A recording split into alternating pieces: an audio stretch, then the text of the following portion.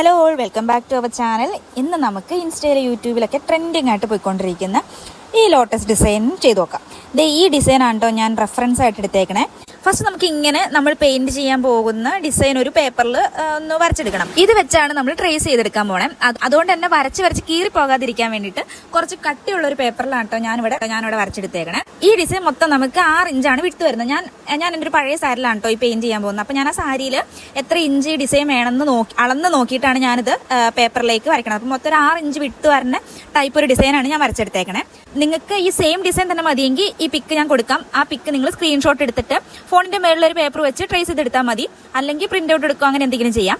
ഇനി നമുക്ക് ട്രേസ് ചെയ്യാം സാരിയിലേക്ക്. അപ്പോൾ സാരിയിലേക്ക് ട്രേസ് ചെയ്യാൻ വേണ്ടി നോർമലി സാരി അയൺ ചെയ്തെടുത്തിട്ടാണെങ്കിൽ കുറച്ചും കൂടി ഈസി ആയിരിക്കും. ഞാൻ പെയിന്റിംഗ് എല്ലാം കഴിഞ്ഞ് കഴിഞ്ഞിട്ടാണ് അയൺ ചെയ്യുന്നത്. എന്നാലും കുഴപ്പമൊന്നും ഉണ്ടായില്ല. ട്രേസ് ചെയ്യുമ്പോൾ ലോട്ടസിനൊക്കെ പെർമനന്റ് മാർക്കർ വെച്ചിട്ടാണോ ഞാൻ വരച്ചെടുക്കുന്നത്. അത് പെയിന്റിങ് കഴിയുമ്പോൾ ലോട്ടസിന് ഒരു ഔട്ട്ലൈൻ പോലെ വരാൻ വേണ്ടിയിട്ട് ഞാൻ റെഡ് കളർ പെർമനന്റ് മാർക്കർ വെച്ചിട്ടാണ് ലോട്ടസിന് ട്രേസ് ചെയ്യുമ്പോൾ വരച്ചെടുത്തേക്കണേ. മറ്റേ ലീഫിനൊക്കെ നോർമൽ പെൻസിൽ വെച്ചാണ് വരച്ചേക്കണേ. കാരണം അതിനങ്ങനെ ഔട്ട്ലൈൻ്റെ ഒരു ആവശ്യം വേണ്ടി എനിക്ക് തോന്നിയില്ല. അതുകൊണ്ട് പിന്നെ മാർക്കറൊക്കെ വെച്ച് വരച്ചാൽ പോവില്ലേ എന്ന് ചോദിച്ചാൽ ഞാൻ ഒരു തുണിയിൽ, അതായത് നമ്മൾ ഈ സാരിയുടെ സ്റ്റാർട്ടിങ്ങിൽ ഞാൻ മാർക്കർ വെച്ച് വരച്ച് പെയിന്റ് അടിച്ച് അത് കഴുകി നോക്കിയിട്ടാണ് ഞാൻ സാരി ഫുള്ള് പെയിന്റ് അടിച്ചേക്കണത്. അപ്പോൾ പിന്നെ സെറ്റ് സാരിക്ക് ആകുമ്പോൾ നമ്മൾ അത്ര റഫായിട്ട് വാഷ് ചെയ്യില്ലല്ലോ. അപ്പോൾ അത്ര പെട്ടെന്ന് പോകില്ലായിരിക്കും എന്നാണ് എൻ്റെ വിശ്വാസം. ഇങ്ങനെ ട്രേസ് ചെയ്തെടുക്കാം. നമുക്ക് ഫുൾ ഇങ്ങനെ ട്രേസ് ചെയ്യണം. സാരിയുടെ താഴെ വരുന്ന സൈഡിൽ മാത്രം മതി കേട്ടോ ഫുള്ള്. അത് നമുക്ക് പുറമേട്ട് കാണുന്ന സൈഡിലേക്ക് മാത്രം മതി. ഫുള്ള് പെയിന്റ് ചെയ്യേണ്ട കാര്യമില്ല. നമുക്ക് പുറമേട്ട് വരുന്ന ഭാഗത്ത് മാത്രം ചെയ്താൽ മതി. മേളിൽ നമ്മുടെ ഫ്രണ്ടിലത്തെ പ്ലീറ്റ് കഴിഞ്ഞിട്ട് വരുന്ന ഭാഗം ഉണ്ടല്ലോ മേളിലേക്ക്, അവിടെയാണ് കൊടുക്കുന്നുള്ളൂ. സാരിയിലേക്ക് പെയിന്റിങ് ചെയ്യുന്നതിന് മുന്നേ സാരിയുടെ അടിയിലായിട്ട് നമ്മളൊരു ന്യൂസ് പേപ്പർ എന്തെങ്കിലും ഇട്ട് കൊടുക്കണം. എന്നിട്ട് വേണം നമ്മൾ പെയിന്റ് അടിച്ചു തുടങ്ങാൻ വേണ്ടിയിട്ട്. കാരണം ഈ പെയിന്റ് പെട്ടെന്ന് ഉണങ്ങില്ലല്ലോ. അപ്പോൾ ഉണങ്ങാനുള്ളൊരു ടൈമിൽ അത് നമ്മൾ അടിയിൽ, ഇപ്പോൾ ഡൈനിങ് ടേബിളിൽ അല്ലെങ്കിൽ നിലത്ത് എവിടെയെങ്കിലും ആണെങ്കിൽ അത് അടിയിലേക്ക് പിടിക്കും.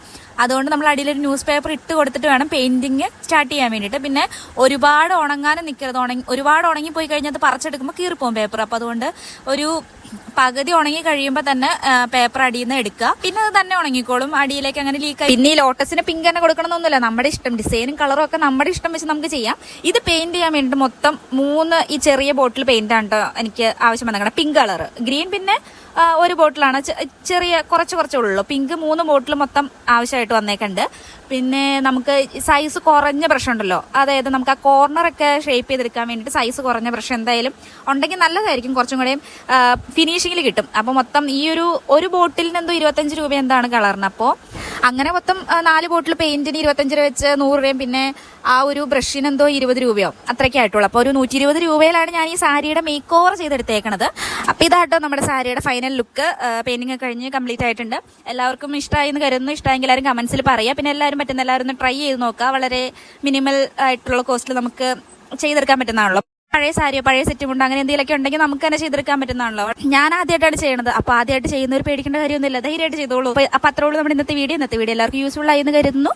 ഇതുപോലെ മറ്റൊരു വീഡിയോ ആയിട്ട് കാണുന്നത് വരെ ബൈ.